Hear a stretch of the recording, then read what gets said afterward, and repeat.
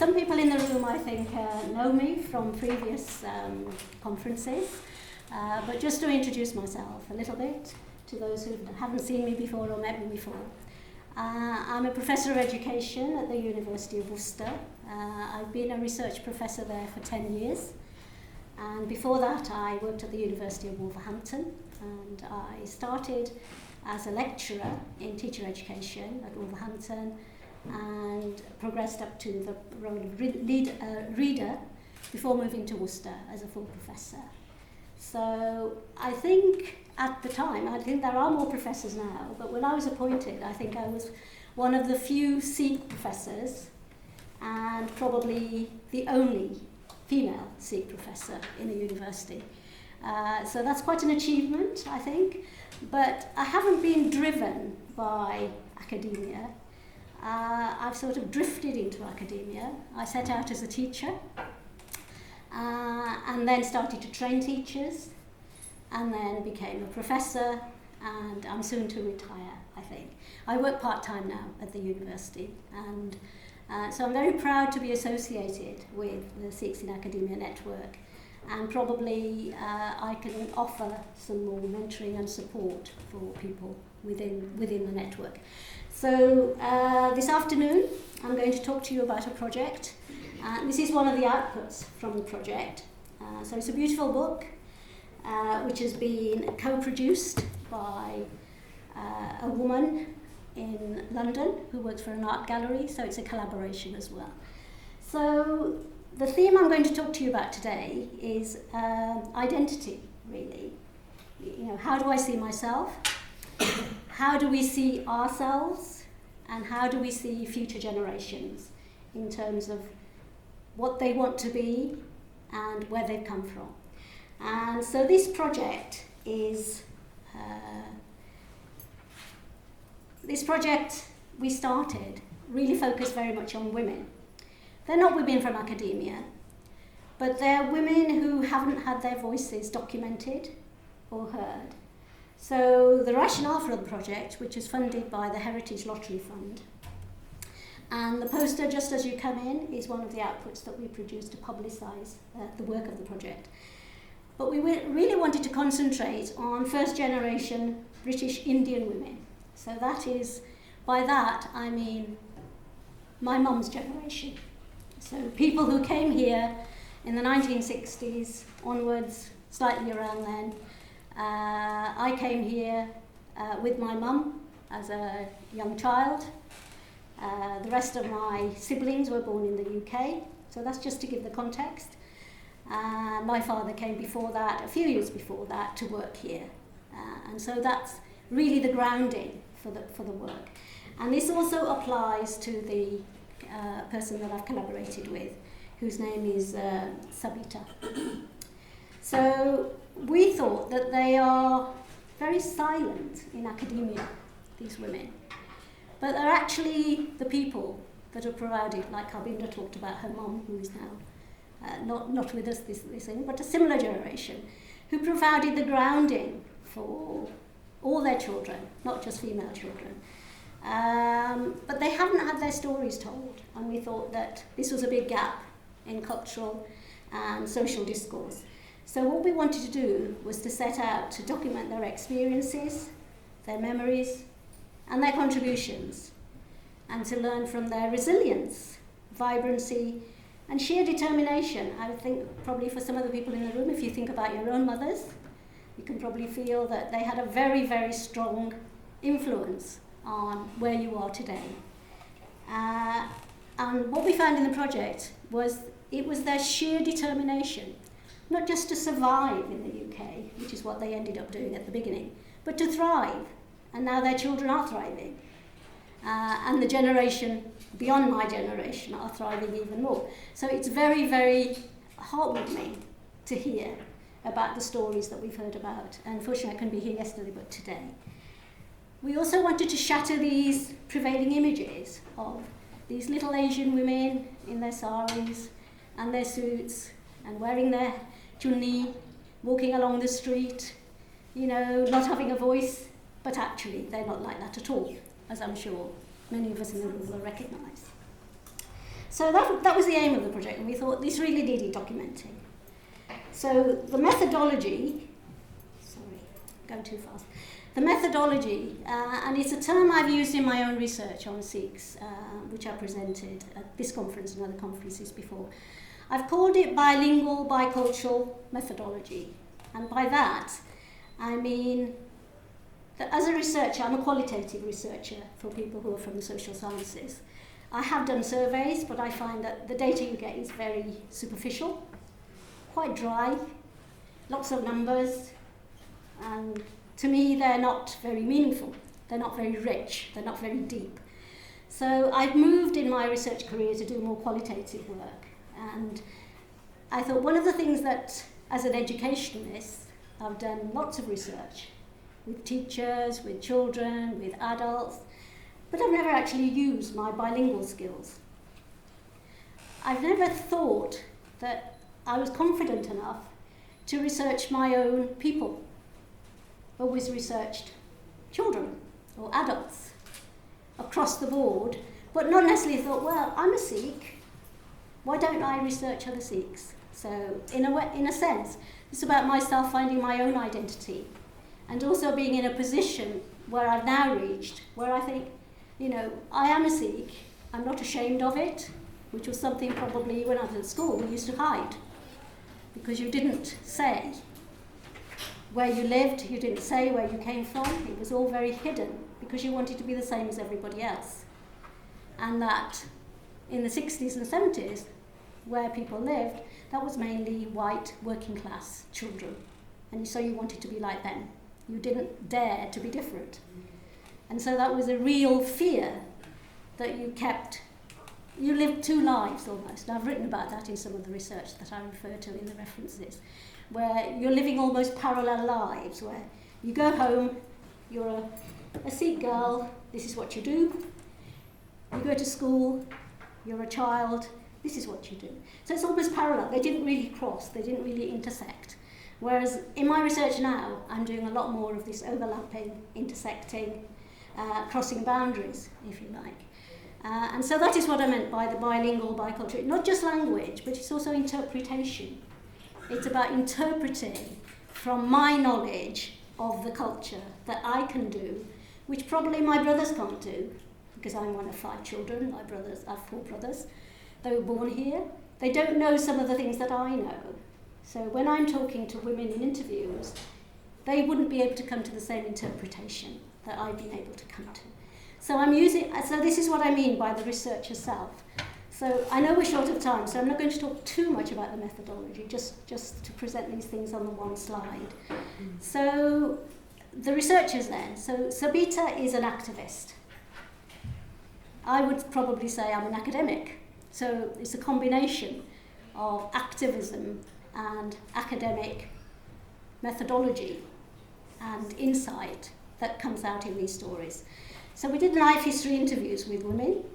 We brought these, Sabita is Hindu, Punjabi, and obviously I'm Sikh Punjabi, and we interviewed women some of whom spoke only Punjabi, some of whom spoke both, some of whom, few of the women were literate, so there was a very strong oral element of our work. We also, as I said, because of the aims that we set out to do, it was ourselves as researchers, what I call the researcher self in some of the publications I refer to afterwards. So we were negotiating multiple positionalities. So in sociological research, people talk about your researcher stance and your positionality. They're not concerned with objectivity, they're concerned about bringing themselves into the research and their interpretation. So I can see some nods there might be some social science researchers in the room. So it is about complex boundaries, and it's also about ethics as well. Because one of the things I found when I was interpreting the interview data was, well, how much can I reveal to a non-Sikh reader? And how much do I want to reveal to a non-Sikh reader about some of the data that we've uncovered?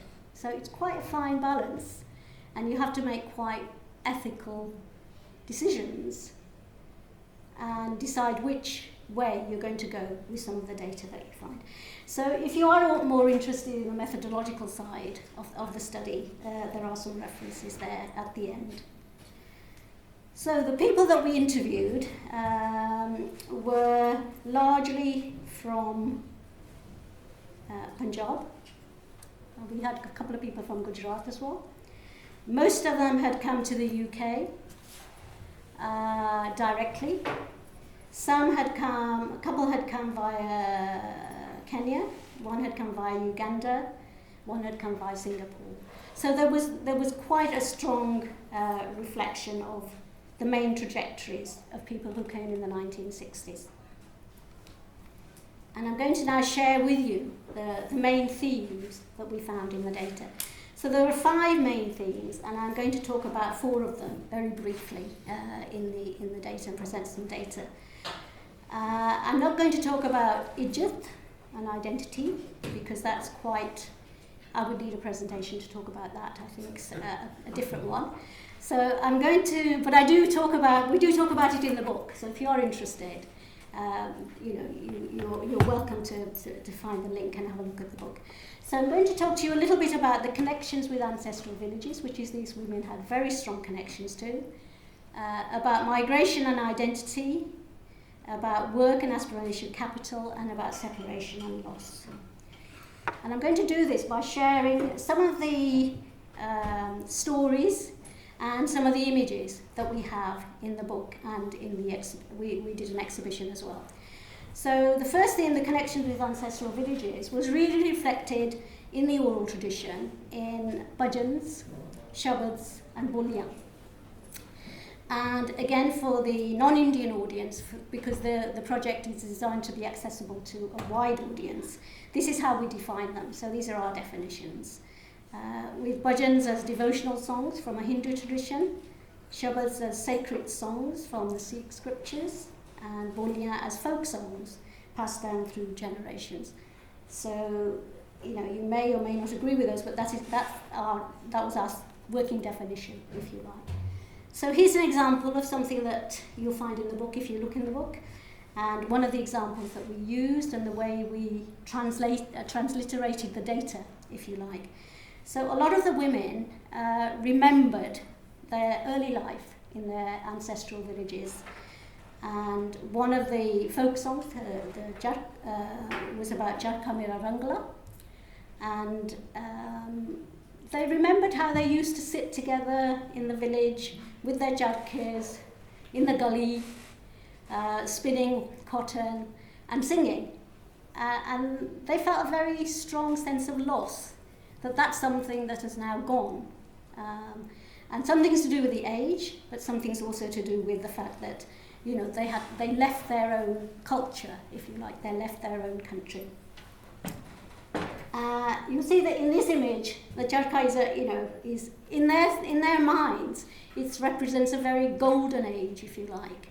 Whereas in fact, probably the real Jarkas they had were probably very, very basic when they were using them.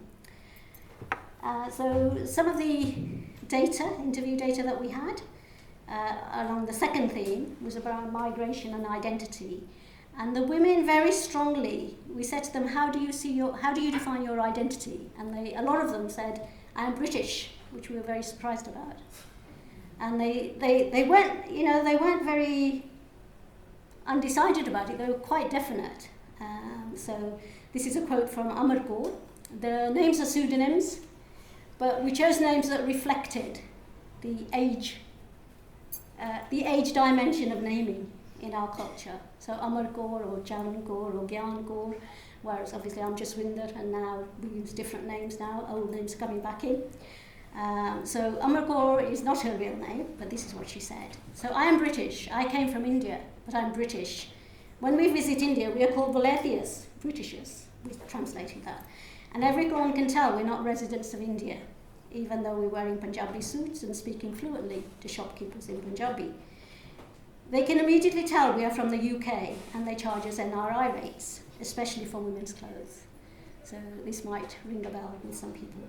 And we also chose to write Punjabi with an A. So this again reflects our insider activism role in the actual data, and that is how the data is quoted in the book.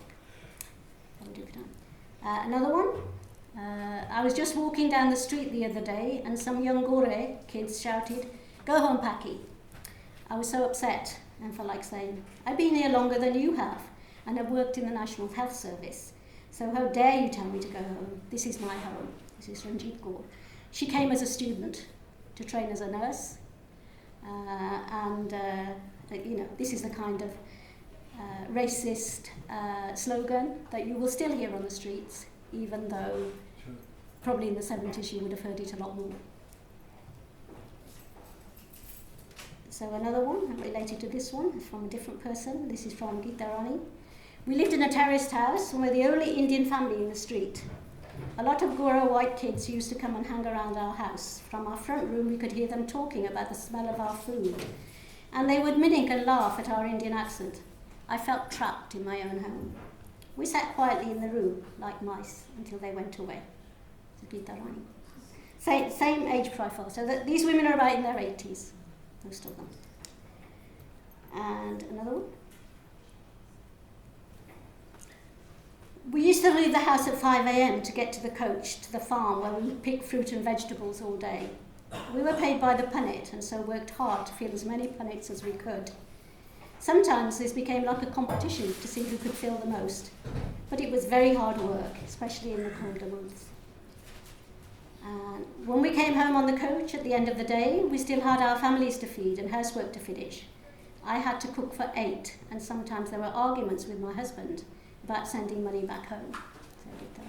So again, reflects familiar themes, perhaps, that you may have heard your mums or grandmothers talking about. So, although they had these very golden memories, if you like, about their life in India, in their ancestral villages, they were comparing it to the kind of environment that they lived in, which would have been something like that, and which again is in the book.